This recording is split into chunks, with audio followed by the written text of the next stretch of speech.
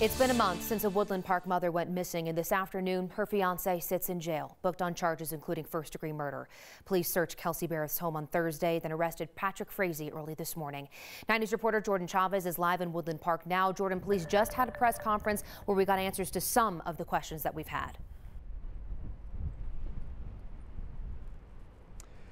Hey there, Liz. Yeah, you know that there are so many questions we are still trying to get answered, but as investigators said during this press conference that happened here just a couple of hours ago at City Hall, there is still so much more work to be done. So let's talk a little bit about what was said during that conference. So Frazee has been booked into the Teller County Jail on 2 charges. He faces first-degree murder as well as solicitation of first-degree murder. Now, investigators haven't actually found Kelsey yet, but the 4th Judicial District Attorney, who is now overseeing this case, says they can still prosecute a first-degree murder case without actually having a body. As for that solicitation charge, the DA said that would be asking someone else to actually commit the crime, but he wouldn't say much else about it. Now, Woodland Park Police, they say Frazee was arrested this morning just after 7 at his home in Floresville. That's about 15 miles from Woodland Park. Police say he's the only one who has been arrested in this case as of now, and since Kelsey's disappearance, he has had custody of their 1-year-old daughter, but investigators say she's now in protective custody and she will be reunited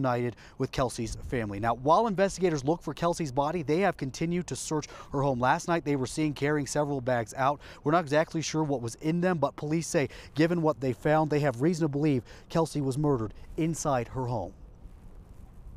Investigators have recovered a number of items that make us suspicious that the crime did occur at Kelsey's residence, and that's why we have been coming back to her residence as we get additional information that leads us to various locations.